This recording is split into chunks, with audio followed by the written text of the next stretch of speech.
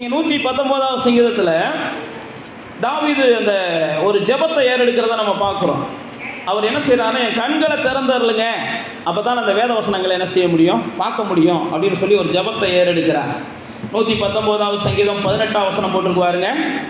உமது வேதத்தில் உள்ள அதிசயங்களை நான் பார்க்கும்படிக்கு என் கண்களை திறந்தருளும் அப்படின்ற ஒரு பெரிய விண்ணப்பத்தை அவர் வைக்கிறார். ஏன்னா தேவனுடைய பிள்ளைகளாகி நீங்களும் நானும் இந்த வேதத்தை புரிஞ்சுக்கிறலன்னு வச்சுக்கோங்களேன், நம்முடைய வாழ்க்கை உண்மைக்கே வீணாக போகும். வேதம் தான் நம்முடைய வாழ்க்கையினுடைய அஸ்திபாரம். அதனால தான் இயேசு சொல்லும்போது சொன்னார், மனுஷன் அப்பத்தினாலே அல்ல இந்த வார்த்தையினால தான் என்ன செய்கிறான், பிழைக்கிறான். பிசாசு இயேசுட்ட தான் சொல்கிறான். பிசாசு இயேசுட்ட என்ன செய்கிறான், அந்த வார்த்தை இப்படி எழுதியிருக்கல, நீ கல்லை என்ன செய் அப்பமாகும்படி சொல்லு. ஏன்னா அந்த வார்த்தை இப்படி எழுதியிருக்கல, அந்த வார்த்தை உன்னை வாழ வைக்கும்ல, நீ தாள குதி, இதெல்லாம் பிசாசு சொல்கிறான். ஏன்னா தூதர்கள் தாங்குவாங்கன்னு என்ன செஞ்சிருக்கு, வசனம் எழுதியிருக்கு அப்படின்னு. இந்த வசனத்தை யார் சொல்கிறா, பிசாசு சொல்லுவார். தூதர்கள் தாங்குவாங்கன்னு வசனம் எழுதியிருக்குதான். இது யார் சொன்னா, பிசாசு சொல்கிறாரு. தேவ பிள்ளைகளை தூதர்கள் என்ன செய்வாங்க, தாங்குவாங்க. இயேசுட்ட மத்தேயு 4ஆம் அதிகாரத்தில் அழகா பிசாசு பேசுகிறதை பார்க்கிறோம். அப்போ பிசாசுக்குமே தெரியும் இவங்களுடைய ஆயுதமே என்னது, வசனம் தான். நம்முடைய ஆயுதமே வசனம் தான். நீங்கள் எந்த அளவுக்கு வசனத்தை கவனிக்கிறீங்களோ, எந்த அளவுக்கு வசனத்தை கேட்குறீங்களோ, எந்த அளவுக்கு வசனத்தை சிந்திக்கிறீங்களோ, எந்த அளவுக்கு வசனத்தை கை கொள்றீங்களோ, அதில் தான் உங்களுக்கு வெற்றியுள்ள வாழ்க்கை அமையுது. வசனத்தின் கேட்குற நேரத்தில் நாம் சரியாக கவனமாக இல்லை அப்படின்னா, பைபிளில் போட்டிருக்கு, அந்த இயேசு ஓமையை சொல்கிறாரு பாருங்க, மத்தேயு 13ஆம் அதிகாரத்தில், விதை வழி அருகே விதைக்கப்பட்ட விதை. அது உடனே சாத்தான் என்ன செஞ்சிடறாரு, எடுத்துகிட்டு போயிடறாருன்னே இயேசு சொல்கிறார்.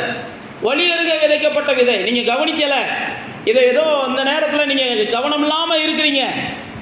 அதனால தான் ஓசியாவில் வேதம் சொல்லுது, நான் என் வேதத்தை பற்றி சொல்லும்போது அவங்க அந்நிய காரியமாக நினைக்கிறாங்க. ஓசியா சொல்லும்போது சொல்கிறார். அதே ஓசியாவில் தான் ஆண்டவர் சொல்கிறாரு, நீ என் வேதத்தை மறந்தால் நான் உன் பிள்ளைகளை என்ன செஞ்சிருவேன், மறந்துடுவேன், வேஸ்ட்டுன்றாரு. என் வேதத்தை மறந்தேன்னா நான் உன் பிள்ளைகளை மறந்துடுவேன், வேஸ்ட்டு.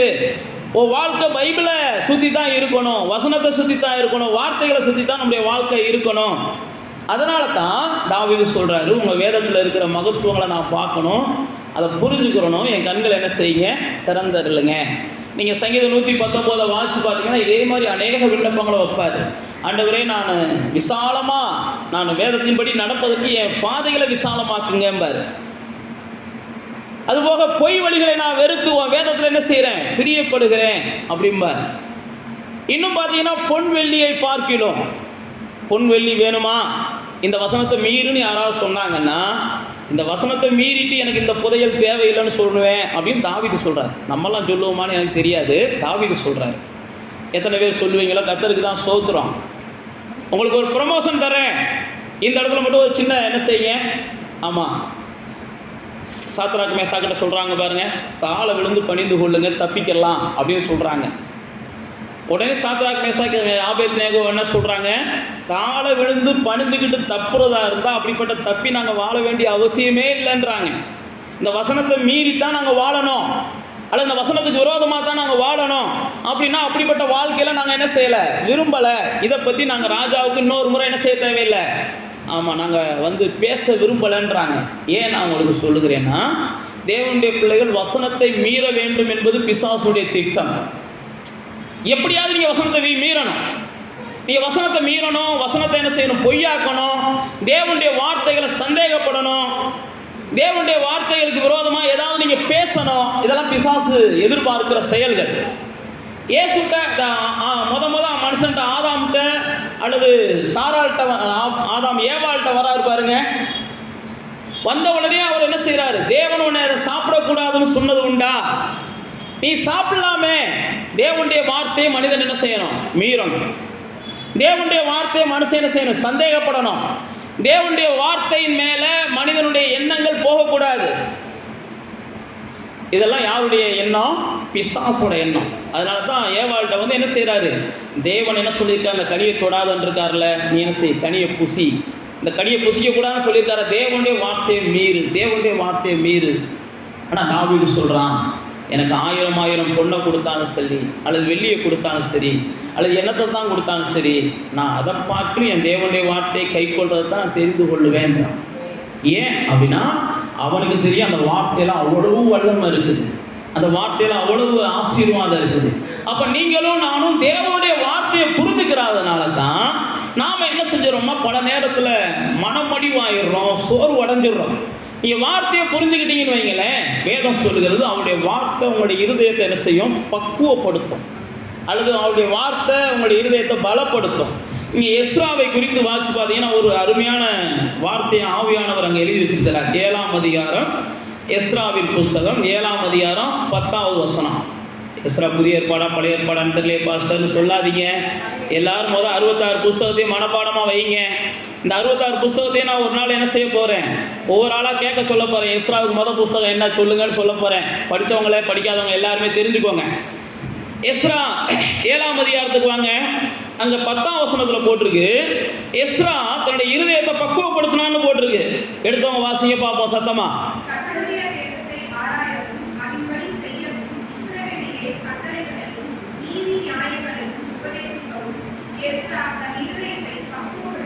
ஒரு பக்குவமான இருதயம் வேணும் அப்படின்னா வசனத்தை கொஞ்சமாவது நீங்கள் என்ன செய்யணும், ஆராய்ச்சி பண்ணணும், சிந்திக்கணும், படிக்கணும். பக்குவமான இருதயம் அல்லது பலமான இருதயம் அதனால தான் எஸ்ராவுக்கு கிடைச்சிருக்கு. எஸ்ரா பக்குவம் எப்படி அடைஞ்சாருன்னா பக்குவப்பட்டதுனால வசனத்தை வாசிக்கலை. சில நேரத்தில் நம்ம அப்படியே தலைகளாக நினைக்கிறோம், பிரச்சனைலாம் தீர்ந்துச்சுன்னா ஆலயத்துக்கு போவோம், இதெல்லாம் தீர்ந்துச்சுன்னா காணிக்க கொடுப்போம், இதெல்லாம் மாறுச்சுன்னா அதை செய்வோம்னு சொல்கிறோம். ஆனால் வேதம் என்ன சொல்லுது, அதெல்லாம் நீங்கள் செஞ்சீங்கன்னா தான் இது மாறும், இதெல்லாம் நீங்கள் செஞ்சீங்கன்னா தான் இது மாறும். ஆனால் இங்கே பாருங்க, பைபிளெல்லாம் வாசிச்சா தான் உங்களுக்கு இருதயம் பக்குவமாகும். இல்லை பாஸ்டர், பைபிளை வாசிக்கிற அளவுக்குலாம் மனசு தடுமாறிக்கிட்டு இருக்கு பாஸ்டர், பல குழப்பம் பாஸ்டர், பல பிரச்சனை பாஸ்டர், பல இது பாஸ்டர், பல அது பாஸ்டர்னு சொல்லுவோம். இது அது குழப்பம் எல்லாம் மாறணும் அப்படின்றதுக்காகத்தான் ஆண்டவர் என்ன செய்கிறார், நமக்கு வேத புஸ்தகத்தை எழுதி கொடுத்துருக்கிறார். அதனால தான் எஸ்ராவை குறித்து போட்டிருக்கு. அவன் பக்குவப்பட்டதுனால தான் அவன் வேத பாரகனாக மாறினான், அவன் வேதத்தை சொல்லி கொடுக்குறவனா மாறினான். நீங்களும் நானும் வசனத்தை கொண்டு நம்முடைய இருதயத்தை என்ன செய்யணும், பக்குவப்படுத்தணும். நம்முடைய இருதயம் பக்குவப்பட்ட இருதயமாக மாறணும். பதறக்கூடாது, எதுக்கெடுத்தாலும் புலம்பக்கூடாது, பதட்டப்படக்கூடாது. நம்முடைய இருதயம் பக்குவப்படணும், பலமாக இருக்கணும். நம்முடைய இருதயத்தில் வசனங்கள் பேசிக்கொண்டே இருக்கணும். நம்முடைய இருதயத்தில் வசனங்கள் என்ன செஞ்சுக்கிட்டே இருக்கணும், ஏதோ ஒரு வகையில் சுற்றி வந்துக்கிட்டே இருக்கணும். இருதயத்தில் எழும்புகிற எல்லா கேள்விகளுக்கும் நாம் வசனத்தை கொண்டு பதில் சொல்லணும். நம்முடைய இருதயத்தில் எழும்புகிற எல்லா கேள்விகளுக்கும் வசனத்தில் பதில் தேடணும். நான் தான் உங்களுக்கு ஒரே வார்த்தையில் சொல்கிறேன், இந்த வசனம் தான் அப்பம் இல்லாமல் கூட மனுஷன் இந்த உலகத்தில் வாழ்ந்து ஜெயிச்சிடலாம். ஆனால் வசனம் இல்லாமல் என்ன செய்ய முடியாது, எந்த மனுஷனும் வாழ முடியாது, என்ன செய்ய முடியாது, ஜெயிக்க முடியாது. இந்த வசனம் தான் ஒவ்வொரு மனுஷனையும் வாழ வைக்கிறது, இந்த வசனம் தான் ஒவ்வொரு மனுஷனையும் ஜெயிக்க வைக்கிறது. அப்போ தேவனுடைய பிள்ளைகளாகி நீங்களும் நானும் வசனத்தை நல்லா சிந்திக்கணும். வசனத்தை அதனால தான் யாக்கோபு எழுதும்போது சொல்கிறார், நீங்கள் கேட்குறவர்களாய் மட்டும் இருக்காதீங்க, நீங்கள் கேட்குறதுபடி செய்கிறவர்களாக இருங்க. கேட்குறவங்களாக இருந்தீங்கன்னா நீங்கள் என்ன செய்வீங்கன்னா கண்ணாடியில் முகத்தை பார்க்குற ஆள் மாதிரி என்ன செஞ்சிடறீங்க, பார்த்துட்டு மறந்துடுறீங்க அப்படின்றார். நீங்கள் கேட்குறவங்களா இருக்கக்கூடாது, செய்கிறவங்களா இருங்க. இயேசு மலை பிரசங்கத்தில் சொல்கிறாரு பாருங்க, நான் சொல்கிற வார்த்தைகளை கேட்டு அதன்படி செஞ்சீங்கன்னா நீங்கள் புத்தி உள்ளவங்கன்றார். என் வார்த்தையை கேட்குறீங்க, ஆனால் அந்த வார்த்தையை கேட்குறத நீங்கள் அபியாசப்படுத்தணும். அப்போ தான் நீங்கள் புத்தி உள்ள ஆள். இல்லைன்னா நீங்கள் என்ன செஞ்சுறீங்க, புத்தி இல்லாதவங்களா போயிடுறீங்க. என் வார்த்தை உங்கள் வாழ்க்கையில் செயல்படவே செய்யாது. உங்கள் பார்வையில் நான் என்ன செய்கிறேன், பலவீனனாக மாறிடுவேன். இயேசு தெளிவாக சொல்கிறாரு, என் வார்த்தையை கேட்டு அவைகளை கை கொள்றவன் புத்தி உள்ள மனுஷன் என் கண்மலையின் மேலே என்ன செய்கிறான், கட்டப்படுகிற ஒரு வீட்டுக்கு ஒப்பாக இருக்கிறான். அப்போ தேவனுடைய வார்த்தைகளை நீங்களும் நானும் அறிந்து கொள்ளணும், அல்லது தேவனுடைய வார்த்தைகளை புரிந்து கொள்ளணும். தேவனுடைய வார்த்தைகளை அதிகமாக என்ன செய்யணும், கேட்குறத விடாமல் இருக்கணும். தேவன் நமக்கு சொல்லுகிற வார்த்தைகள், தேவனுடைய வார்த்தைகளை நம்ம கேட்கும்போது வேதத்தில் யோபு சொல்கிறாரு, நம்முடைய காதானது வார்த்தைகள் என்ன செய்யணுமா, கேட்கணுமா. எப்படி கேட்கணுமா, ஃபில்டர் பண்ணி கேட்கணுமா. எப்படி நாவானது உணவை ருசி பார்த்து உள்ள தள்ளுதோ அதே மாதிரி தான் காதானதும் வார்த்தைகளை ஆராய்ச்சி பண்ணி தேவையா தேவையில்லையான்னு அதை ஃபில்டர் பண்ணி தான் கேட்டு உள்ளே கொண்டு போகணும் அப்படின்னு யோபு சொல்லுகிறார். அதனால் கேட்குற எல்லா வார்த்தையும் உள்ளே கொண்டு போய் குப்பை மாதிரி நம்ம அடையக்கூடாது. நமக்குள்ள முதல் என்ன செய்யணும், அந்த புரிதல் வேணும். அப்போ தேவனுடைய பிள்ளைகளாகிய நானும் நீங்களும் தேவனுடைய வார்த்தைகளை எப்பயுமே சந்தேகப்படக்கூடாது. தேவதூதன் வந்து மரியாள்கிட்ட சொல்கிறாங்க, கிருபை பெற்றவளே, 1ஆம் அதிகாரம், லூக்கா 1ஆம் அதிகாரத்துக்கு வந்தீங்கன்னா, கிருபை பெற்றவளே நீ வாழ்க, நீ ஒரு குழந்தைய பெறப்போற அப்படின்னு சொல்லி மரியாள்கிட்ட சொல்கிறாங்க. உடனே மரியாள் வந்து என்ன செஞ்சிடறாங்க, 1ஆம் அதிகாரத்தில் வந்த உடனே இங்கே நம்ம பார்க்கிறோம் 30ஆம் வசனத்தில் தேவதூதன் அவர்கிட்ட வர்றாரு. மரியாளை பார்த்து சொல்கிறாரு, நீ கிருபை பெற்றிருக்கிற, நீ கர்ப்பவதியாகி ஒரு குமாரனை பெற போற அப்படின்னு சொல்கிறாரு. சொன்ன உடனே அந்த அம்மா என்ன சொல்கிறாங்க, நான் புருஷனே அறியேனே, இது எனக்கு எப்படி நடக்கும் அப்படின்ற மாதிரி சொல்கிறாங்க. உடனே 37ஆம் வசனம் சொல்லுது, கர்த்தரால் கூடாத காரியம் ஒன்றுமே இல்லை அப்படின்னு சொல்லுது. அடுத்து உடனே மரியாள் சொல்லிடுறாங்க, உங்கள் வார்த்தை எப்படி என்ன செய்யட்டும், ஆமாம் நடக்கட்டும், உங்கள் வார்த்தை எதுவும் அதை நம்புகிறேன், அவ்வளோதான். சில நேரத்தில் கர்த்தருடைய வார்த்தையை நம்ப முடியாத அளவுக்கு சூழ்நிலைகள் இருக்கலாம். தேவதூதனே வந்து மரியாள்கிட்ட பேசுகிறாரு. தேவதூதனே வந்து மரியாள்கிட்ட பேசினப்ப கூட சூழ்நிலைகள் நம்புவதற்கு ஏதுவாக இல்லை. மரியாளுடைய இடத்துல நீங்கள் இருந்தாலும் நம்ப மாட்டீங்க, நான் இருந்தாலும் நம்ப மாட்டேன். கல்யாணமே முடிக்கலை, அடுத்த வருஷத்தில் உனக்கு குழந்தை கிடைக்க போதுமான்னு சொன்னால் யார் நம்புவா? யோசிச்சு பாருங்க. மரியாளுடைய இடத்துல யார் இருந்தாலும் நம்ம என்ன செய்ய மாட்டோம், நம்ப மாட்டோம். ஆனால் வேதத்தில் மரியாள் நல்லா தெரிஞ்சு வச்சுருந்தாங்க, கர்த்தருடைய வார்த்தை அவ்வளோதான். அதனால தான் அவர் அழகாக தேவதூதன் சொல்கிறார், தேவனால் கூடாதது ஒன்றுமே இல்லை, தேவனால் கூடாது ஒன்றுமே இல்லை. ஏன்னா இதே லூக்காவில் தான் கன்னி பெண் மரியாளுக்கு எப்படி ஆண்டவர் வந்து குழந்தையை தரேன்னு சொன்னாரோ, அதே போல வயதான பெண் எலிசபெத்துக்கும் ஆண்டவர் என்ன செஞ்சார், வயதானவங்க அவங்களுக்கும் குழந்தை பெறுவதற்கு வாய்ப்பு இல்லை, இவங்களுக்கும் குழந்தை பெறுவதற்கு வாய்ப்பு இல்லை. ஆனால் கர்த்தருடைய வார்த்தை வருகிறது. மரியாள் நம்புறாங்க, ஊழியக்காரனாகிய சகரியாவால் அதை என்ன செய்ய முடியலை, நம்ப முடியலை. கர்த்தருடைய வார்த்தையை சில நேரத்தில் என்ன செஞ்சிடறாங்க, பேதைகள் நம்பிட்டு போயிடுறாங்க. நிறைய வசனங்களை தெரிஞ்சு வச்சிருக்கிறவங்க நம்ப மாட்டேன்றாங்க. அதனால தான் பேதைகள் பெரிய ஆளாக போயிடுறாங்க. நாங்கள் பெரிய ஆளுன்றவங்க கடைசி வரைக்கும் என்ன செய்கிறாங்க, அவங்கள மட்டும்தான் சொல்கிறாங்க, அடுத்தவங்க யாரும் அவங்கள சொல்ல மாட்டேன்றாங்க. புரியுதா புரியலையான்னு தெரில, புரிஞ்சாலும் ஸ்தோத்திரம், புரியாட்டினாலும் ஸ்தோத்திரம். அப்போ தேவனுடைய பிள்ளைகளே பாருங்கள், எல்லாம் தெரிஞ்சவர் சகரியா எல்லாத்துக்கும் சொல்லி கொடுக்குறவர். ஆனால் அவர்கிட்ட தேவனுடைய வார்த்தை வருது, எப்பா நீ வந்து என்ன செய்ய போகிற, உன் விண்ணப்பம் கேட்கப்படிச்சு உனக்கு குழந்தை கிடைக்க போகுதுன்ட்டு. ஆனால் அவர் நம்ப மறுக்கிறார். ஆனால் மரியாள் பாருங்க, ஒரு வீட்டுக்குள்ளே முடங்கி கிடந்த ஒரு பெண்ணு தான். அவர்கிட்ட ஆண்டவர் வர்றாரு, உனக்கு வந்து குழந்தை பிறக்க போகுது, இது எப்படி நடக்கும், இல்லை தேவனால் எல்லாம் கூடும். உடனே அந்த அம்மா என்ன செய்கிறாங்க, உங்கள் வார்த்தையின்படி நடக்கட்டும், அவ்வளோதான், வேறு மாற்று வார்த்தையே கிடையாது. ஏன் அப்படின்னா அதுதான் நான் உங்களுக்கு சொல்ல வரேன். தேவனுடைய வார்த்தையை முதல் நீங்கள் என்ன செய்யணும், புரிஞ்சுக்கணும். தேவனுடைய வார்த்தை எவ்வளோ வல்லமைப்பது. வானம் படைக்கப்பட்டதாக இருக்கட்டும், பூமி படைக்கப்பட்டதாக இருக்கட்டும், நாம் காண்கிற எல்லாமே தேவனுடைய வார்த்தையினால தான் உருவாச்சு. அதனால தான் நீங்கள் 119ஆம் சங்கீதத்தை நீங்கள் மாதத்துக்கு ஒரு முறையாவது வாசிச்சிங்கன்னா அழகாக உங்களுக்கு புரியும் தேவனுடைய வார்த்தை எவ்வளோ மகத்துவமானது என்று சொல்லி. அதனால தான் சங்கீதக்காரன் என்ன செய்கிறான்னா, அந்த 119 அநேக விண்ணப்பங்களை சொல்லுவான். ஆண்டவரே நான் அந்த வசனத்தை கை கொள்ள விரும்புகிறேன், ஆண்டவரே இந்த வசனத்தின் மேலே நான் வாஞ்சையாக இருக்கிற விரும்புகிறேன், ஆண்டவரே இந்த வசனத்தை நான் புரிந்து கொள்ள விரும்புகிறேன், உங்களுடைய வார்த்தைகளை இன்னும் நான் அதிகமாக உட்கொள்ள விரும்புகிறேன். அப்போ தேவனுடைய பிள்ளைகளே, நீங்கள் ஆண்டவருடைய வார்த்தைகளை அதிகமாக என்ன செய்யணும், ஆமாம் தியானிக்கணும். ஆண்டவருடைய வார்த்தை தான் உங்கள் வாழ்க்கைக்கு வெளிச்சம் தரக்கூடியது. வேதம் அப்படி தான் சொல்லுது, அவருடைய வார்த்தை கால்களுக்கு, இதை 119 தான் 105 சொல்கிறாரு, அதுதான் கால்களுக்கு தீபம், பாதைக்கெல்லாம் அதுதான் வெளிச்சம் தரக்கூடியது. அப்போ ஆண்டவருடைய வார்த்தை எந்த அளவுக்கு இருக்கோ அந்த அளவுக்கு உங்களுக்கு இருள் தெரியாது. எங்கிட்டு பார்த்தாலும் இருளாக தெரியுது அப்படின்னா நீங்கள் நிறைய என்ன செய்யுங்க, வார்த்தைகளை பேச ஆரம்பிங்க, வார்த்தைகளை சிந்திக்க ஆரம்பிங்க, உங்கள் இருளெலாம் விலகி போகிறத நீங்கள் பார்ப்பீங்க. வார்த்தை என்பது வெளிச்சம் உள்ளது. அந்த வார்த்தை எங்கே யார்கிட்ட இருக்கோ பைபிள் பிரகாரம் போட்டிருக்கு, அவங்கள ரொம்ப வெளிச்சம் உள்ளவங்களாக மாற்றுறாங்க. இப்போ நீங்கள் 119ஆவது சங்கீதத்துக்கு வாங்க. இந்த 119ஆவது சங்கீதத்தில் சங்கீதக்காரனாகிய தாவீது, உங்களுடைய அதிசயங்களை பார்க்கும்படி என் கண்களை திறந்தருளுங்க அப்படின்னு அவர் விண்ணப்பம் பண்ணுகிறதை பார்க்கிறோம். அந்த விண்ணப்பம் பண்ணுகிற அந்த தாவீது தொடர்ந்து ஏன் இந்த வேதத்தை நான் கற்றுக்கொள்ள விரும்புகிறேன், ஏன் இந்த வேதத்தை நான் கற்றுக்கொள்ள விரும்புகிறேன் அப்படின்றத பல வகையில் அவர் என்ன செய்கிறார், இது பண்ணுகிறார். இந்த முதல் வசனத்திலே அவர் ஆரம்பிக்கிறார் பாருங்க, கர்த்தருடைய வேதத்தின்படி நடக்கிற உத்தம மார்க்கத்தான் பாக்கியவான்கள், அதனால தான் அவரை முழு இருதயத்தோடு நான் தேடுகிறேன் அப்படின்னு 2ஆம் வசனத்தில் சொல்கிறார். கர்த்தருடைய வார்த்தையை தேடுகிறவர்கள், கர்த்தருடைய வார்த்தையை தியானிக்கிறவங்க, கர்த்தருடைய வார்த்தையை நம்புறவங்க, பைபிளில் போட்டிருக்கு அவங்க அநியாயம் செய்ய மாட்டாங்க. அடுத்த வசனம் போட்டிருக்கு பாருங்க, அவர்கள் அநியாயம் செய்வதில்லை.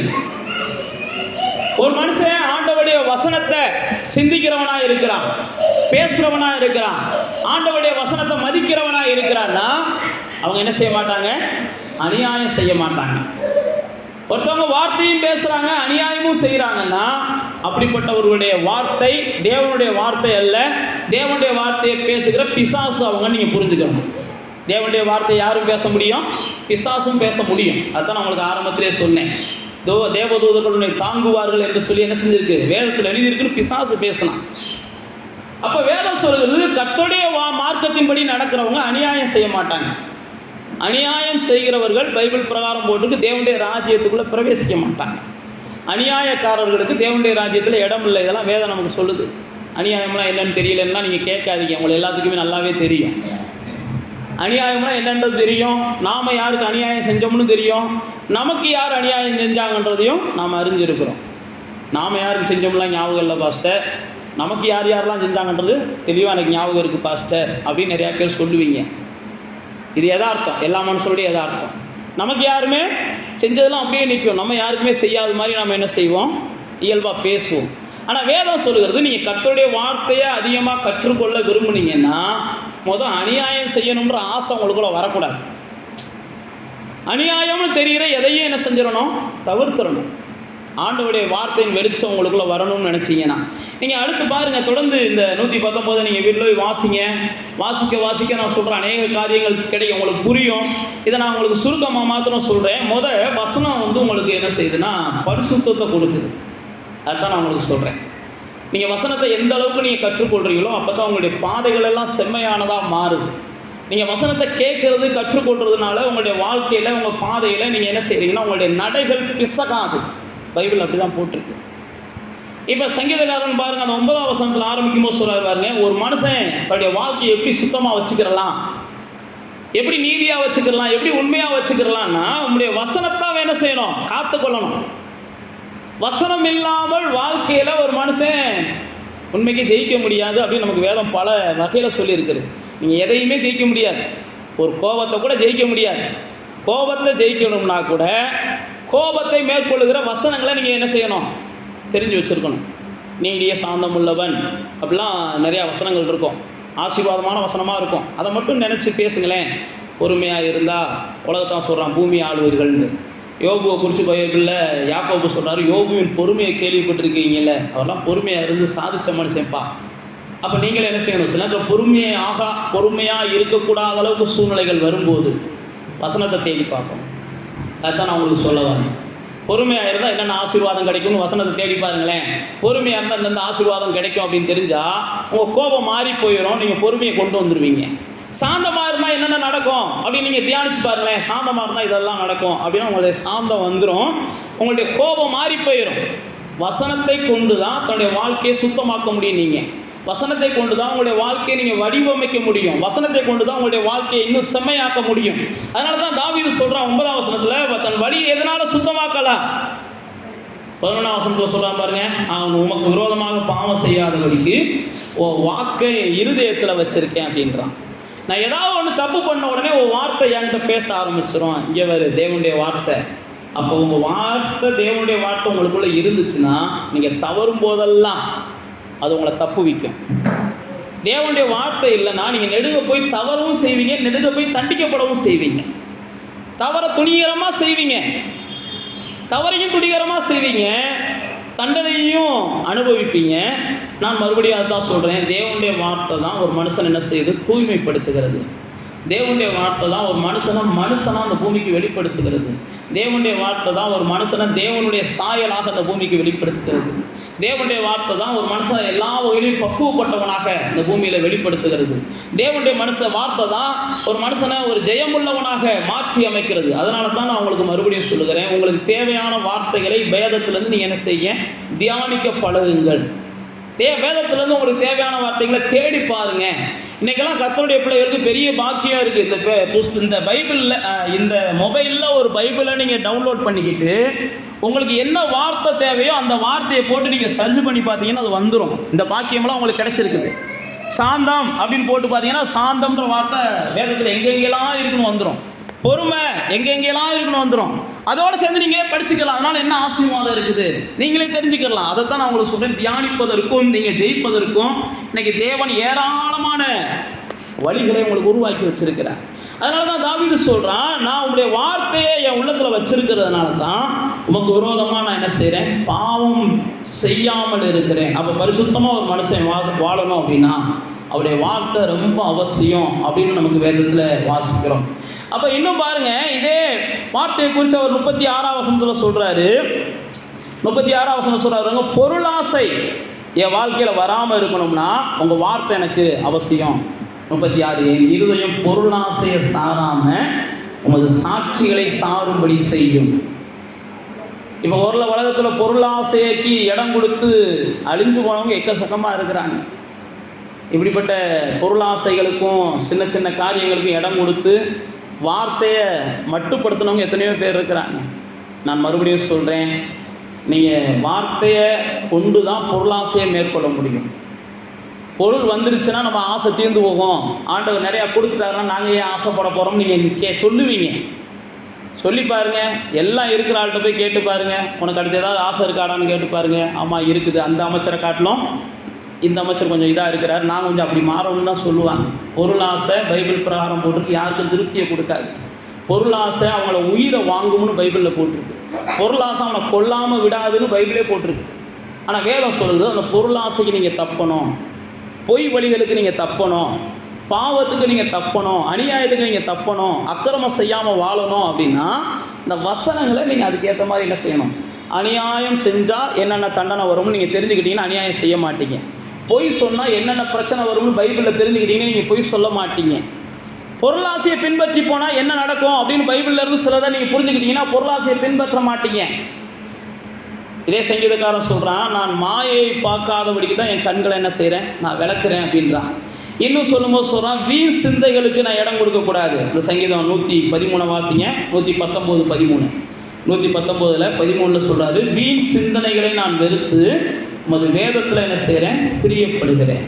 இப்போ வீண் சிந்தனையாக வந்துக்கிட்டு இருக்கு பாஸ்டர், வீணா குழப்பமாக வந்துக்கிட்டு இருக்கு பாஸ்டர், வீணான போராட்டமாக வந்துக்கிட்டு இருக்கு பாஸ்டர், தேவையில்லாத பயமாக வந்துக்கிட்டு இருக்கு பாஸ்டர், தேவையில்லாத கனவாக வந்துக்கிட்டு இருக்கு பாஸ்டர். நான் பைபிளில் போட்டிருக்கு, இதெல்லாம் நீங்கள் மேற்கொள்ளணும் அப்படின்னா வசனத்தை கொஞ்சம் என்ன செய்யுங்க, சிந்தனைக்குள்ளே கொண்டு போங்க. உங்கள் வசனத்தை நீங்கள் சிந்தனைக்குள்ளே கொண்டு போனீங்கன்னா அந்த வீண் சிந்தனைகள்லாம் அது வெளியேற ஆரம்பிச்சோம். ஏன் வீண் சிந்தனைங்கன்னா காலியாக கிடக்கு. இயேசு சொல்கிறாரு, ஒரு மனுஷன்ட்டு பிசாசு வெளியேறிடுச்சுன்னா திரும்ப வருமா. இயேசு சொன்னது இதெல்லாம். திரும்ப வரும்போது அந்த மனுஷன் வெறுமையாக இருக்கிறான், வெளியேறினதுனால நல்லா பார்க்குறதுக்கு அழகாக இருக்கிறான், சுத்தமாக இருக்கிறான், காலியாக இருக்கிறான். உடனே மறுபடியும் 7 பேர்த்த போய் கூப்பிட்டுட்டு வருமா. ஏன் நான் உங்களுக்கு சொல்லுகிறேன்னா, நீங்கள் வீணான ஆசைகளை வெறுக்கிறீங்க அப்படின்னா வசனத்தை கொண்டு வந்து உங்களுக்குள்ள வச்சா தான் அந்த வீணான ஆசைகளை நீங்கள் வெறுத்தது உங்களுக்கு நிரந்தரமாகும். வீணான சிந்தனைகளை நீங்கள் வெறுக்கிறீங்க. ஆனால் பார்த்தீங்கன்னா இன்றைக்கி காலையில் வெறுக்கிறோம், சாயங்காலம் பார்த்தா வீணான சிந்தனை ஏதோ ஒரு ரூபத்தில் உட்காந்துக்கிறது, ஏதோ ஒரு ரூபத்தில் உட்காந்துக்கிறது. அதுக்கு என்ன காரணம்னா, எடுத்து போட்டிங்க, திரும்ப அந்த இடத்த வசனத்தை வச்சு நீங்கள் என்ன செய்யாமல் இருக்கீங்க, நிரப்பாமல் இருக்கீங்க. அப்போ அந்த இடத்துல வீணான சிந்தையை வெறுத்துறீங்க. அப்போ உங்களுக்குள்ள அந்த இடத்துக்கு வந்தோடனே என்ன செய்யணும், தேவ சிந்தை எனக்குள்ளே வரணும், கிறிஸ்துவின் சிந்தை எனக்குள்ளே வரணும், வசனத்தின் சிந்தை எனக்குள்ளே வரணும், பரிசுத்தவானின் சிந்தை எனக்குள்ளே வரணும், நீதிமான்களுடைய சிந்தை எனக்குள்ளே வரணும் அப்படின்னு சொல்லி நீங்கள் விரும்பி வாஞ்சிக்கணும். இதே சங்கீதக்காரன் பாருங்கள், அதுக்கு அடுத்த ஒரே வசனத்தை பாருங்கள், 101வது வசனத்தை வாசிச்சு பாருங்கள்.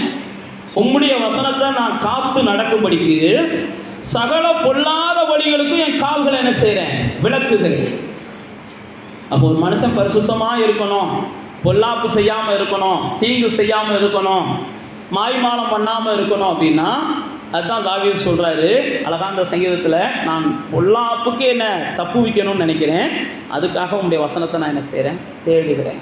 அப்போ தேவனுடைய பிள்ளைகளே, முதல்ல நான் உங்களுக்கு சொல்லுகிறேன், இந்த பூமியில் நீங்கள் ஒரு கரைதிரையற்ற ஒரு பரிசுத்தமான வாழ்க்கை வாழணும் அப்படின்னா நீங்கள் வசனத்தை அதிகமாக என்ன செய்யுங்க, ஆமாம், சிந்திங்க, பேசுங்க, வசனத்தில் உங்கள் வாழ்க்கையை கொண்டு வாங்க.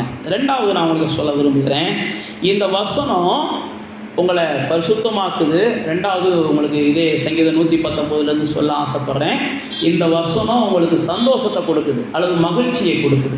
அதனால தான் சங்கீதக்காரன் 92 சொல்கிறான் பாருங்க, இதே சங்கீதத்தில் 92 சொல்கிறான் பாருங்க, உங்களுடைய வசனம் மாத்திரம் எனக்கு மன மகிழ்ச்சியாக இல்லாமல் இருந்துச்சுன்னா நான் துக்கத்தில் என்னைக்கோ என்ன செஞ்சுருப்பேன், அழிஞ்சு போயிருப்பேன்றான், செத்து போயிருப்பேன். எனக்கு துக்கம்லாம் கொஞ்சம் நஞ்சம் இல்லை, எனக்கு துயரங்கள் கொஞ்சம் நஞ்சம் இல்லை. அப்போ நீங்களும் நான் நல்லா தெரிந்து கொள்ளுங்க, நமக்கு எத்தனையோ துன்பங்களும் துயரங்கள்லையும் நாம் நினச்சிருக்கிறோம் அப்படின்னா ஏதோ ஒரு வகையில் வார்த்தையானது நம்மளை தேத்திக்கிட்டே இருந்திருக்குது. எப்பயோ நம்ம கேட்ட வார்த்தை, எப்பயோ அதாவது நாம் சொல்கிறோம் பாருங்க, நாம் விரும்பாமல் அல்லது நாமளே பேசாமல் நம்முடைய வாழ்க்கையில் எத்தனையோ துன்பங்களை நாம் கடந்து வருவதற்கு வார்த்தையானது உதவி இருக்குது. ஆனால் நீங்கள் விரும்பி பேசி பாருங்கள், என் துயரங்கள் மாறுவதற்கு தேவனுடைய வார்த்தையை நான் பேசுகிறேன், அல்லது என் துன்பங்கள் மாறுவதற்கு தேவனுடைய வார்த்தையை பேசுகிறேன்.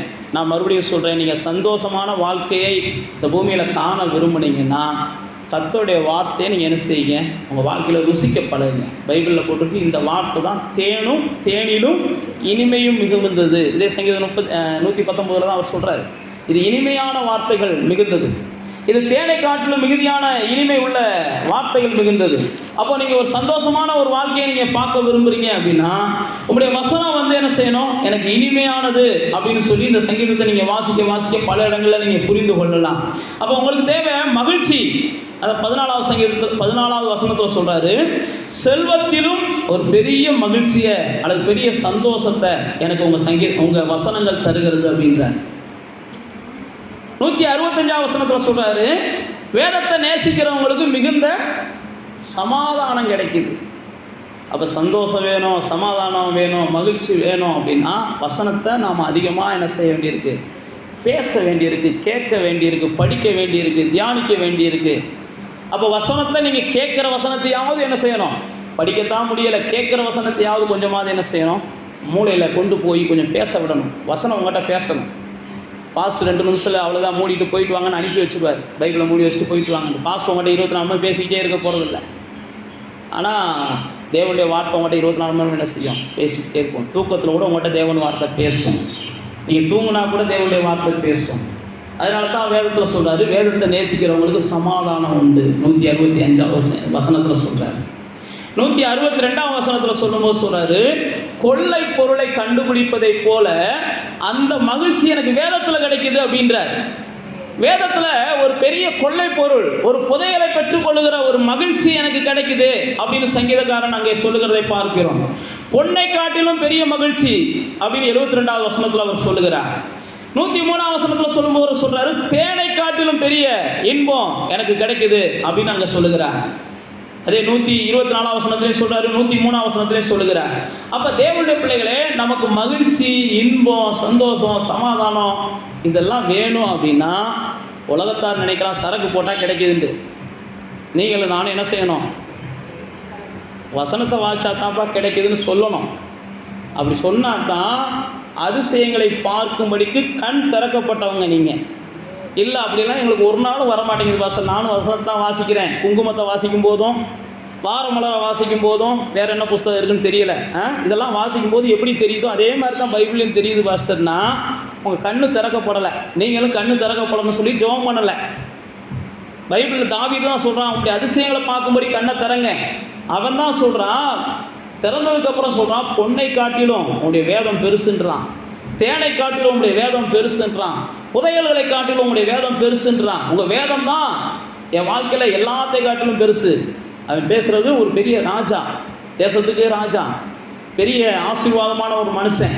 ஏன் நான் உங்களுக்கு சொல்லுகிறேன்னா, உங்களுடைய கண்கள் திறக்கப்படுச்சுன்னா அந்த வேதத்தை நீங்கள் அதிகமாக ருசிக்க ஆரம்பிப்பீங்க, வசனத்தை அதிகமாக ருசிப்பீங்க, வசனத்தை அதிகமாக பேசுவீங்க, வசனத்தோடு நேரம் செலவழிப்பீங்க. ஒரு அதிகாரத்தை வாசிக்கும் போதே உங்கள்கிட்ட இருந்து அந்த வசனங்கள் என்ன செய்கிற மாதிரி இருக்கும், உங்களோட இடைப்படுகிற மாதிரி இருக்கும். வசனத்தில் ஜீவன் இருக்குதுன்னு நமக்கு வேதத்தில் சொல்லியிருக்குது. இந்த வசனம் பேசக்கூடியது, இந்த வசனம் உங்களோட பேசக்கூடியது, உங்கள்கிட்ட ஜீவன் உள்ளது. அப்போ இந்த வசனத்தை நீங்கள் என்ன செய்யணும், அதிகமாக சிந்திக்கணும். சந்தோஷம் வேணும், ஒரு உதாரணத்துக்கு சொல்கிறேன், சந்தோஷம் வேணும், சமாதானம் வேணும், அல்லது நிம்மதி வேணும், நீங்கள் அங்கே போங்க இங்கே போங்கன்னு சொன்னால் கண்டிப்பாக நீங்கள் என்ன செய்வீங்க, போவீங்க. அல்லது வேற ஏதாவது நீங்கள் இதை தியாகம் பண்ணுங்க அதை தியாகம் பண்ணுங்கன்னா பண்ணுவீங்க. ஆனால் வேதம் சொல்லுகிறது அதெல்லாம் உங்களுக்கு தேவையில்லை. நீங்கள் வசனத்தை என்ன செய்யுங்க, வாஞ்சியுங்க, அவ்வளோதான். வசனத்தை வாஞ்சியுங்க, வார்த்தைகளை வாஞ்சியுங்க, தேவனுடைய வார்த்தைகளை சிந்தியுங்க. தேவனுடைய வார்த்தையை கொஞ்ச நேரம் உட்காந்து படித்து பாருங்க. துயரமாக இருக்கிற நேரங்களில் நீங்கள் படித்து பாருங்க, துன்பமாக இருக்கிற நேரங்களில் படித்து பாருங்க, குழப்பமாக இருக்கிற நேரங்களில் படித்து பாருங்க. தேவனுடைய வசனங்களை நீங்கள் படித்து பார்த்தீங்கன்னா உண்மைக்கே தேவனுடைய வார்த்தை உங்களோடு கூட அது மிகவும் பேசுகிறதா இருக்கும். ஏனென்றால் வேதம் சொல்கிறது தேவனுடைய வார்த்தை எல்லாம் பரிசுத்த ஆவியானவரை கொண்டு எழுதப்பட்டதுன்னு சொல்லி பேதுரு சொல்கிறார், தீமோத்தேயு சொல்கிறார், தீமோத்தேயுக்கு பவுல் எழுதும்போது சொல்கிறார். அப்போ தேவனுடைய வார்த்தைகள் தான் தேவனாக இருக்கிறது. அதுதான் யோவான் 1ஆம் அதிகாரத்தில் சொல்கிறாரு. இந்த வார்த்தை தான் தேவனாக இருக்கிறது. நீங்கள் தேவனை பார்க்கணும் அப்படின்னா நீங்கள் வார்த்தையை அதிகமாக என்ன செய்யணும், பார்க்கணும். தேவ சத்தத்தை கேட்கணும் அப்படின்னா வார்த்தையை அதிகமாக கேட்கணும். நானும் நீங்களும் எந்த உருவத்தையும் நம்புகிற ஆளுகள் இல்லை. நாம் தேவனுடைய வார்த்தை தான் தேவன் என்று நம்புகிற ஆட்கள். அதனால தான் நம்ம உருவத்தை நம்பலை. அப்போ தேவனை பார்க்கணும்னு நினைக்கும் போதெல்லாம் நமக்கு என்ன செய்யணும், பைபிள் எடுத்து வாசிக்க தோணணும். தேவனை பார்க்கணும்னு நினைக்கிறப்பெல்லாம் பைபிள் வார்த்தைகளை சிந்திக்க தோணணும். அப்போ தான் நீங்கள் என்ன செய்ய முடியும், தேவனை பார்க்க முடியும், தேவனோட பேச முடியும், தேவன் உங்களோட கூட இருக்கிறத நீங்கள் உணர முடியும், தேவ சத்தத்தை நீங்கள் கேட்க முடியும். வசனம் தான் வேதம் நமக்கு சொல்லுது, அதுதான் வார்த்தை தான் தேவனாக இருக்கிறது. தேவன் தான் வார்த்தையாக இருக்கிறார். யோவான் 1ஆம் அதிகாரத்தை நீங்கள் வீட்டில் போய் வாசிச்சு பாருங்கள். அப்போ இந்த வசனத்தில் நான் உங்களுக்கு சொன்னேன் பாருங்கள், உங்களுக்கு ஒரு நல்ல ஒரு பரிசுத்தமான வாழ்க்கை கிடைக்குது. இந்த வசனம் உங்களுக்கு ஒரு மகிழ்ச்சியான வாழ்க்கையை கொடுக்குது. இதே சங்கீதம் பாருங்கள், இந்த 51ஆம் வசனத்தை இந்த 119 வாசிச்சு பாருங்களேன். 119 51 வாசிங்க எடுத்தவங்க. என்னைய மற்றவங்க பரியாசம் பண்ணுறாங்க பாருங்க. அடுத்தவங்க பரியாசம் பண்ணும்போது எனக்கு பைபிள் படிக்கணும்னு தோணுதான். புரியுதா நான் சொல்கிறது? யாராவது உங்களை பரியாசம் பண்ணுறாங்க, அதான் அழகாக சொல்கிறான், அகந்தைக்காரர்கள், ஆணவக்காரர்கள், இவங்கெல்லாம் அடங்காதவங்க. அவனுடைய நோக்கமே பரியாசம் பண்ணுறது தான். நம்மளை காயப்படுத்துகிற மாதிரி பரியாசம் பண்ணுறானா, அப்போ நீங்கள் பைபிளை வாசிக்க ஆரம்பிங்களேன். அதுதான் தாவீது சொல்கிறான், என்னை அவங்க பரியாசம் பண்ணும்போது எனக்கு பைபிள் மேலே தான் சரி, இவன் பரியாசம் பண்ணுறேன், காயப்பட்டோம், உடனே பைபிளை தேடுவோம்னு நான் போகிறேன் அப்படின்றான். அப்போ உங்களை அடுத்தவங்க பரியாசம் பண்ணும்போது நீங்கள் என்ன செய்யணும், பைபிளை தேடணும். 23ஆம் வசனத்தை வாசிங்க.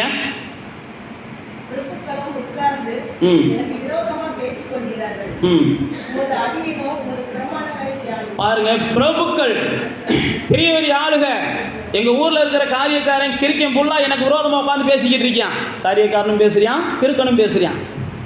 அப்ப நீங்க பைபிள்ல போட்டிருக்கு, எனக்கு விரோதமா அவங்க பேசும் போதெல்லாம் அவனுக்கு விரோதமா நான் எப்படியா செய்யலாம்னு நம்ம யோசிக்க கூடாது. நாம் அப்படிதான் யோசிக்கிறோம். நமக்கு விரோதமாக அவன் செய்யாமல் நம்ம என்ன செய்வோம், அவனுக்கு விரோதமாக என்னடா செய்யலாம்னு யோசிக்கிறோம். ஆனால் தாவீது சொல்கிறான், அவன் எனக்கு விரோதமாக பேசும்போது நான் வார்த்தையை தேடுனேன்னா அவன் எனக்கு விரோதமாக பேசுனது அவனுக்கு விரோதமாக முடிஞ்சிருது. அப்போ நீங்கள் என்ன செய்வீங்க, விரோதமாக ஒருத்தவங்க பேசுகிறாங்கன்னா வேகமாக போய் பைபிள் எடுங்க.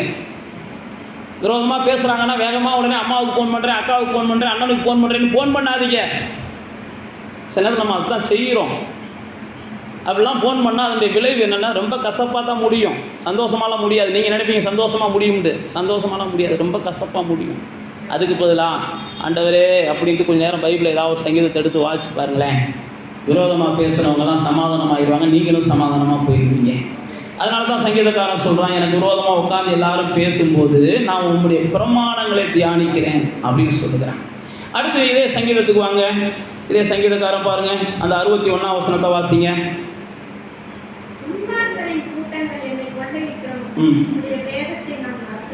பாருங்க, என்னை மற்றவங்க கொள்ளையிடுறாங்க, துன்மார்க்கர்கள் என்கிட்ட எதையாவது பிடுங்குறியான், எதையாவது ஏமாத்துறியான், எதையாவது பொய் சொல்றியான், ஏதோ ஒரு வகையில் என்னை போட்டு தொந்தரவு பண்ணிக்கிட்டே இருக்கான். ஆனால் நான் என்ன செய்யலை, நீ என்ன செஞ்சுட்டு போட, நான் வசனத்தை மறக்கிறதில்லை. சில நேரத்தில் துன்மார்க்கர்களால் நமக்கு தொல்லை வந்துக்கிட்டே இருக்கும். துன்மார்க்கருடைய தொல்லைகளை நாம் தொடர்ந்து என்ன செய்யக்கூடாது, பைபிளில் போட்டிருக்கு, அவங்களோட போராடிக்கிட்டே இருக்கக்கூடாது.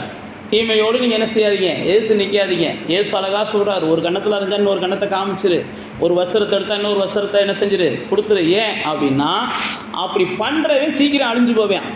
அகந்தைக்காரனுக்கு அழிவு நிச்சயம். ஒருத்தன் ஓவர ஆட்டம் போகிறேன், ஆனால் ஏதோ ஒரு இடத்துல அடி வாங்க போகிறேன். நீங்களே பாருங்களேன், பைக்கில் சரு புருன்னு போய்கிட்டே இருப்பான். நீங்கள் ஒரு வாரம் கவனிச்சு பாருங்கள், ஒரு வாரம் கழிச்சு அவனை தேடினீங்கன்னு வைங்களேன், எங்கேயாவது ஒரு ஹாஸ்பிட்டலில் படுத்து கிடப்பான், இல்லை ஏதாவது எவன்ட்டா ஒருத்தன் அடி வாங்கிட்டு கிடப்பான். ஒரு வாரம் நீங்கள் பொறுமையாக இருக்கணும், அதுதான் உங்களுக்கு கிடைக்க மாட்டேங்குது. சரு புருன்னு ஓடனோடனே நீங்கள் ஒரு வாரத்தில் என்ன செஞ்சுறீங்க, குதிச்சிடுறீங்க. அதுக்கப்புறம் பார்த்தீங்கன்னா அவனுக்கு எதுவுமே நடக்காது, அவனுக்கு இப்படி தான் இருக்கும், நல்லவனுக்கு தான் எல்லாம் நடக்கும்னு சொல்லி நீங்களாம் ஒரு முடிவு எடுத்துட்டீங்க. ஒரு வாரம் 10 நாள் கழித்து பார்த்தீங்கன்னா அப்படி போனவங்களுடைய முடிவெல்லாம் பரிதாபமாக தான் இருந்திருக்கு. ஏன் நான் உங்களுக்கு சொல்கிறேன்னா, துன்மார்க்கர்கள் உங்களை கொள்ளையிட தான் செய்வாங்க. அவன்கிட்ட நல்லதெல்லாம் நடக்கும்னு நீ எதிர்பார்க்கக்கூடாது. அவனே துன்மார்க்கன் தான், உங்களுக்கு துன்பத்தை கொடுக்குறதா அவனுடைய வேலை. துன்மார்க்கனுடைய வேலையே உங்களுக்கு துன்பத்தை கொடுக்குறதா, நமக்கு துன்பத்தை கொடுக்குறதா. ஆனால் வேதம் சொல்கிறது, எந்த துன்மார்க்கன் எனக்கு துன்பத்தை கொடுத்தாலும் எனக்கு மகிழ்ச்சி தரக்கூடியது வேதம். அதனால தான் அதை அழகாக சொல்கிறேன், நான் அந்த வேதத்தின் மேலே நோக்கமாகிடுறேன். அடுத்து தொடர்ந்து பாருங்கள், நல்ல நேரத்தில் மட்டும் இல்லை, சில நேரத்தில் வேதத்தை வாசிக்கணும்னா நம்ம நல்ல நேரங்களில் தான் வாசிக்க விரும்புகிறோம். ஜெபிக்கணும்னா சந்தோஷமான நேரங்களில் தான் ஜெபிக்க விரும்புகிறோம். ஆனால் தாவீது சொல்கிறான், எனக்கு இப்படிப்பட்ட சூழ்நிலைகள்லாம் வரும்போது நான் தேவனுடைய சமூகத்தை நான் வாசிக்க விரும்புகிறேன், வாஞ்சிக்கிறேன் அப்படின்றான். 78 வசனத்தில் போட்டிருக்கான் பாருங்க, அகங்காரிகள் பொய்யினால் கெடுக்க பார்க்கிறபடியால் வெட்கப்பட்டு போவார்களாக, நானோ உமது கட்டளைகளை தியானிப்பேன். எனக்கு விரோதமாக ஏதாவது பொய் சொல்லி என் பேரை கெடுக்க பார்க்குறியான், என் குடும்பத்தை கெடுக்க பார்க்குறியான், என் வாழ்க்கையை கெடுக்க பார்க்குறியான், என் வாழ்க்கையில் ஏதாவது ஒன்று செய்யணுன்றதுக்காக பைபிள் அழகாக சொல்கிறான். அகங்காரிகள், அவனுக்கு வேறு வேலையே இல்லை. அவனுக்கு வேலையெல்லாம் ஏதாவது ஒருத்தனுக்கு கெடுதல் செஞ்சுக்கிட்டே இருக்கணும், யாரையாவது ஒருத்தனை கெடுத்துக்கிட்டே இருக்கணும், இதுதான் அவனுடைய வேலை. நான் தாவீது சொல்கிறான் அழகா, அப்படிப்பட்ட நேரங்களில் அவன் வெட்கப்பட்டு போகணுன்றதுக்காக நான் வசனத்தை தியானிச்சுக்கிட்டு இருக்கேன். எனக்கு விரோதமாக பொய் சொல்லிக்கிட்டே இருக்கான்ல, அவன் பொய் சொல்கிறவன் ஒரு நாள் அவன் சொல்கிறது பொய்ன்னு சொல்லி இவன்ட்ட கேட்டுட்டு என்னை பேசுனவனே சொல்லுவான், எப்பா அன்னைக்கு சொன்னதை நான் நம்பினேன், இன்றைக்கி நீ சொல்கிறது பொய்ப்பா அப்படின்னு அவன் பேசுவான். அதனால தான் சொல்கிறது, அவன் வார்த்தை அவமாய் போகும். யாருடைய வார்த்தை? இந்த பொய் சொல்லிக்கிட்டே உங்களை பற்றி நான் குறிப்பாக உங்களை தான் சொல்கிறேன், தேவ பிள்ளைகளை பற்றி மட்டும்தான் நான் சொல்லிக்கிட்டு வரேன்.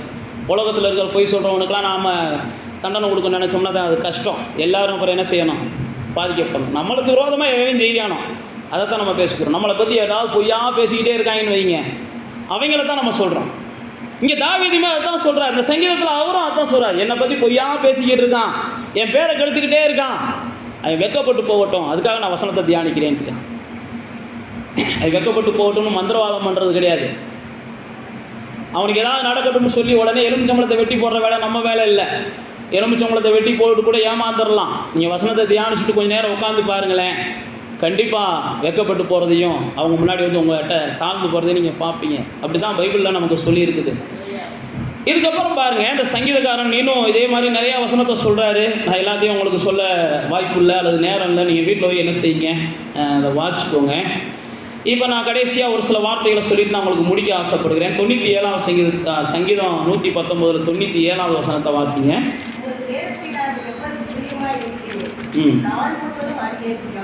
பாருங்க, உங்களுடைய வேதத்தை நான் ரொம்ப தியானிக்கிறேன், ரொம்ப பிரியப்படுறேன். நான் உங்களுக்கு முதல் சொன்ன பாருங்க, வேதத்தின் மேலே நீங்கள் ஆசையாக இருந்தீங்கன்னா உங்கள் வாழ்க்கை நாளுக்கு நாள் பரிசுத்தமாகிக்கிட்டே போகும். அடுத்து நான் உங்களுக்கு சொன்னது, வேதத்தின் மேலே நீங்கள் வாஞ்சையாக இருந்தால் உங்கள் சந்தோஷம் நாளுக்கு நாள் பெருகிக்கிட்டே போகும். மூணாவது நான் உங்களுக்கு சொன்னது, இந்த வேதத்தின் மேலே நீங்கள் வாஞ்சையாக இருந்தால் மனிதர்களால் வருகிற தீங்குகளை நீங்கள் பெருசுபடுத்தவே மாட்டீங்க.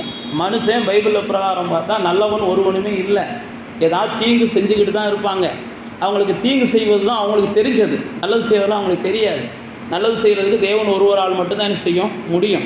அதனால் மனுஷன் தீங்கு செஞ்சானெல்லாம் பெருசாக நினைக்காதீங்க, எந்த மனுஷனும் தீங்கு செய்யக்கூடியவன் தான்.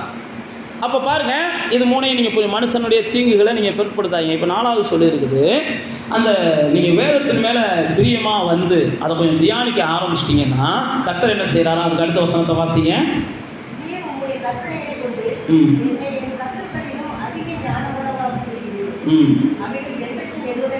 பாருங்க, நான் அதை தியானிக்க எவன்லாம் எனக்கு சத்ருவாக இருக்கிறானோ அவனெல்லாம் பார்க்கிறோம் நான் என்ன செஞ்சிடறேன், ஞானம் உள்ளவனாய் மாறுகிறேன்.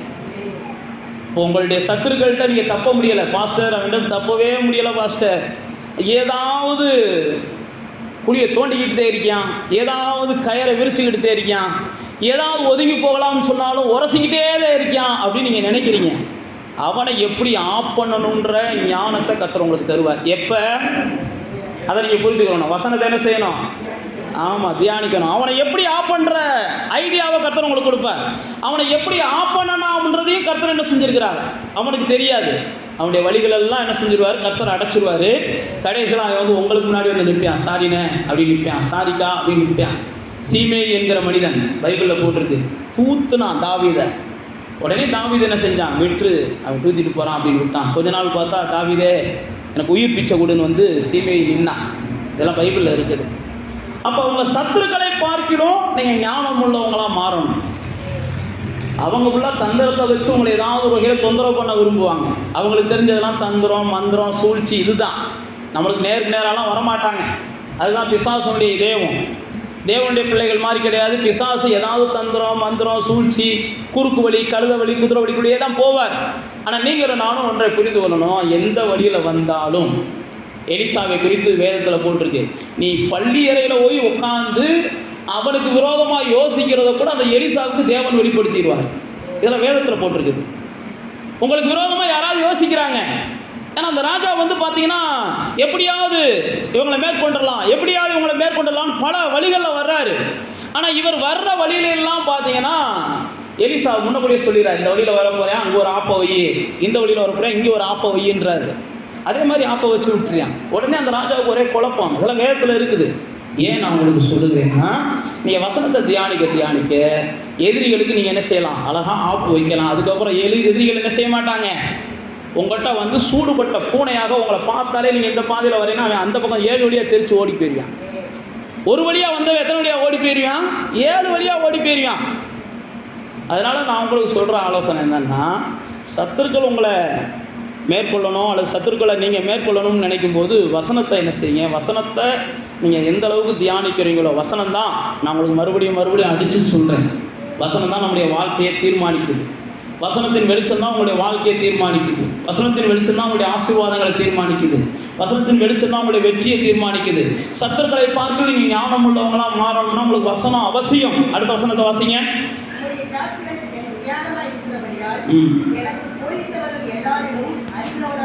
பாருங்க, நீங்க வசனத்தை தியானிச்சீங்கன்னா இது வரைக்கும் உங்களுக்கு ஆலோசனை கொடுத்துக்கிட்டே இருந்தாங்க பாருங்க.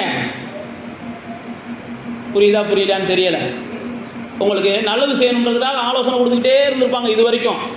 கடைசியில் பார்த்தீங்கன்னா அவங்களால ஒரு நல்லது நடந்திருக்காது. ஆனால் அவங்க ஆலோசனை கொடுத்தவங்க பார்த்தீங்கன்னா பெரிய கெட்டிக்காரங்க மாதிரி பேசிக்கிட்டு இருப்பாங்க. நான் ஆலோசனை கொடுத்ததுனால தான் அந்த அம்மா இப்படி ஆச்சு, நான் ஆலோசனை கொடுத்ததுனால தான் இந்த குடும்பம் இப்படி ஆச்சு, நான் ஆலோசனை கொடுத்தேன் அப்படின்னு சொல்லிக்கிட்டு இருப்பாங்க. இதில் பைபிளில் போட்டிருக்கு, நீங்கள் வசனங்களை தியானிக்க ஆரம்பிச்சிட்டிங்கன்னா உங்கள் வாழ்க்கையில் நல்லது நடக்கும்னு எவையெல்லாம் ஆலோசனை கொடுத்து இது வரைக்கும் நடக்காமையே நீங்கள் அவஸ்தைப்பட்டுக்கிட்டு இருக்கீங்களோ அதுக்கெல்லாம் ஒரு முடிவு வரும். அந்த ஆலோசனை கொடுக்கணும்னு வந்தவனே என்ன செஞ்சிருவான், எப்போ நீ எனக்கு ஆலோசனை சொல்லுப்பா, நான் சொன்னதெல்லாம் உனக்கு நடக்கலை, ஆனால் பார்த்தா நீ எப்படி தப்புச்சிட்ட, நீ இவ்வளோ தூரம் நான் வருவேன்னு நினைக்கல, இவ்வளோ தூரம் நீ வாழ்வேன்னு நினைக்கல, இவ்வளோ தூரம் நீ இருப்பேன்னு நான் நினைக்கல அப்படின்னு சொல்லி உங்களுக்கு போதிச்சவங்கெல்லாம். போதிக்கிறது ஈஸி. நம்மளுக்கு புத்தி சொல்லணும்னு சொன்னால் ஊருக்கு 10 பேர் வர்றது ரெடியாக இருக்கிறாங்க. இந்த இடத்துல ஒரு ஆளுக்கு போய் புத்தி சொல்லணும் வரீங்களான்னு மட்டும் கூப்பிட்டு பாருங்கள். புத்தி சொல்ல வர்றதுக்கு தெருவுக்கு 10 பேர் ரெடியாக இருக்கிறாங்க. வர்ற ஆளுகள்லாம் ஒன்றும் புத்தி இல்லாத ஆளுங்க தான். அவங்க வீட்டுக்காரமாட்ட கேட்டு பாருங்க, புத்தி சொல்ல வந்திருக்கிற அவங்க புருஷ எப்படின்னு கேட்டு பாருங்க. அந்த லூஸ் வந்துச்சாக்கும் பாங்க. இங்கேயே அது ஒன்றும் விளங்காது. இது வந்து உங்களுக்கு சொல்ல வந்துச்சாக்கும் பாங்க. உண்மையை சொல்கிறேன், புத்தி சொல்ல வர்றது பல லூஸு தான் வந்து புத்தி சொல்ல வருது. அதனால தான் நான் உங்களுக்கு சொல்கிறேன், புத்தி சொல்கிறவங்களாம் தேடாதீங்க. வேதத்தை தேடுங்க, வசனத்தை தேடுங்க. அந்த வசனத்தை தேடுனீங்கன்னா இவங்க வந்து ஆலோசனை சொன்னால் மாறிடும், இவங்க வந்து ஆலோசனை சொன்னால் மாறிடும்னு சொல்லி நீங்களாம் என்ன செய்யாதீங்க, மனப்பிரமையை ஏற்படுத்தாதீங்க. அதெல்லாம் மாறாது யாரும் ஆலோசனை சொன்னாலும். அதனால தான் நான் உங்களுக்கு சொல்கிறேன், நீங்கள் என்ன செய்யுங்க, ஆலோசனைக்காரர்களெல்லாம் உங்களுக்கு முன்னாடி பரவாயில்ல யாரும் ஆலோசனை இல்லாமல் நீ வாழ்ந்துருக்குன்னு சொல்லணும் அப்படின்னா வசனத்தை அதிகமாக என்ன செய்யுங்க, தியானிக்க. கடைசியாக ஒரு அதுக்கு அடுத்த வசனத்தை வாசிங்க.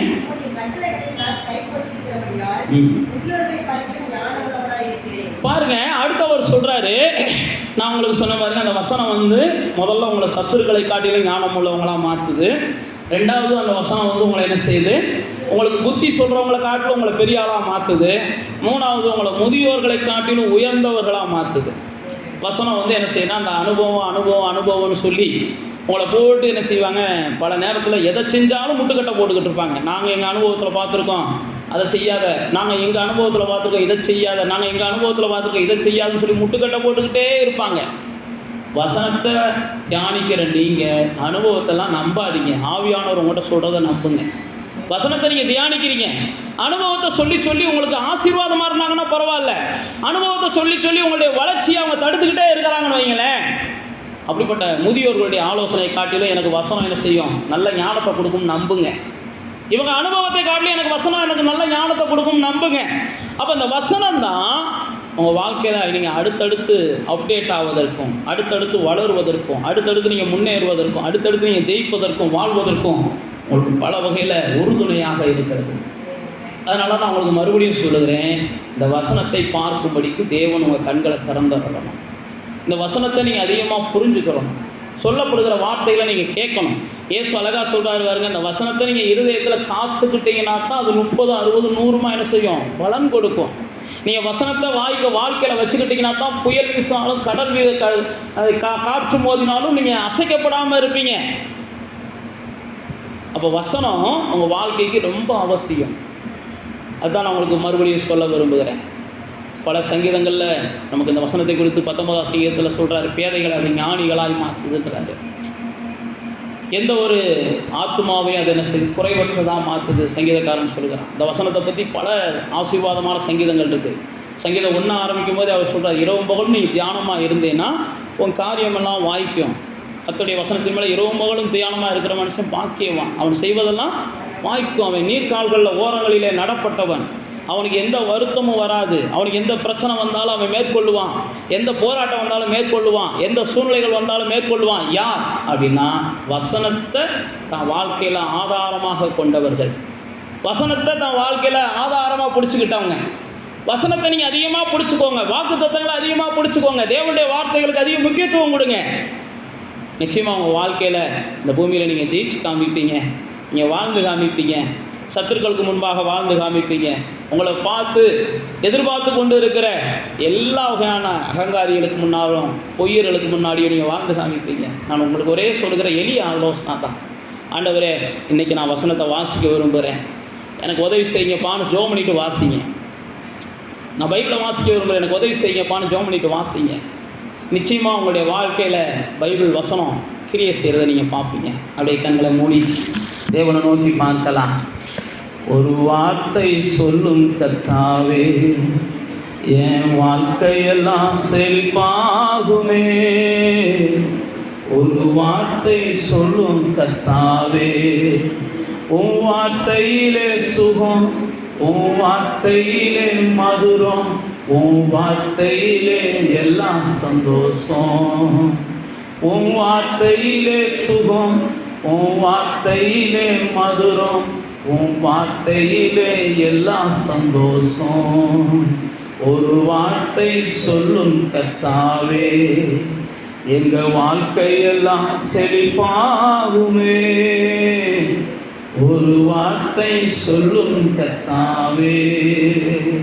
பிதாவே, இந்த நாளில் நாங்கள் தியானிச்சோம்ப்பா, நம்முடைய வேதத்தில் இருக்கிற அதிசயங்களை பார்க்கும்படிக்கு என் கண்களை திறந்தருளுங்க அப்படின்னு சொல்லி அன்னைக்கு அந்த பரிசுத்தவான் ஜெபித்ததை போல என்ன அதிசயம் வேதத்தில் பார்க்கணும் அப்படின்னு பார்க்கும்போது வேதத்தின் வசனங்களை நான் புரிய தான் நான் ஒரு புடமிட்டப்பட்ட ஒரு பொண்ணை போல ஜொலிக்க முடியும். வேத வசனத்தை நான் புரிஞ்சுக்கிறல அப்படின்னா, அன்றைக்கி யோசேப்பை பைபிளில் போட்டிருக்கு, வசனம் புடமிட்டதுனால தான் அவன் பொண்ணாக மாறினான். உங்களையும் வசனம் புடமிடும். நீங்கள் வசனத்தை புரிய உங்கள் வாழ்க்கை சுத்தமாகிக்கிட்டே போகும். வசனத்தை நீங்கள் ஆராய்ச்சி பண்ண உங்களுடைய வாழ்க்கையின் சாயல் தேவ சாயலாக மாற ஆரம்பிக்கும். நீங்கள் வசனத்துக்கு ஒரு இம்பார்ட்டன்ட் கொடுக்க வசனத்தின் மேலே ரொம்ப வாஞ்சையாக இருக்க உங்கள் வாழ்க்கையில் பல வகையான நீங்கள் என்ன செய்வீங்க, அதிசயங்களை பார்ப்பீங்க. அது மாத்திரமல்ல, நீங்கள் வசனத்தின் மேலே இருக்கிற வாஞ்சை உங்கள் வாழ்க்கையில் பெரிய சந்தோஷத்தை கொடுக்கும், பெரிய மகிழ்ச்சியை கொடுக்கும். சந்தோஷம் எதெல்லாம் நடந்தால் உங்களுக்கு சந்தோஷமாக இருக்கோ அதெல்லாம் நடப்பதற்கு வசனம் உங்களுக்கு வழிகாட்டும். உங்கள் வாழ்க்கையில் எதெல்லாம் நடந்தால் நீங்கள் சந்தோஷமாக இருப்பீங்களோ அதெல்லாம் நடப்பதற்கு உங்கள் வாழ்க்கைக்கு இந்த வசனம் வழிகாட்டும். அதனால தான் வசனத்தை நீங்கள் அதிகமாக வாஞ்சிங்க, வசனத்தை அதிகமாக பிடிச்சுக்கோங்க, வசனத்தின் மேலே அதிகமாக நேரத்தை செலவழிங்க, பற்றுள்ளவங்களாக இருங்க. அடுத்து நான் உங்களுக்கு சொன்னேன், வசனத்தை நீங்கள் தியானிக்கும் போதும் வாஞ்சிக்கும் போதும் பின்பற்றும் போதும் பொய்யர்கள் வந்து உங்களை இடர பண்ண விரும்புவாங்க, அகங்காரிகள் வந்து இடர பண்ண விரும்புவாங்க, அக்கிரமக்காரர்கள் வந்து இடர பண்ண விரும்புவாங்க, துன்மார்க்கர்கள் வந்து நீ எப்படியாவது அந்த வசனத்தை விட்டு வெளியில வரணும், எங்களோட வம்புக்கு வரணும்னு சொல்லி போராடுவாங்க. அந்த நேரத்திலே நீங்கள் வசனத்தை பிடிக்கணும்.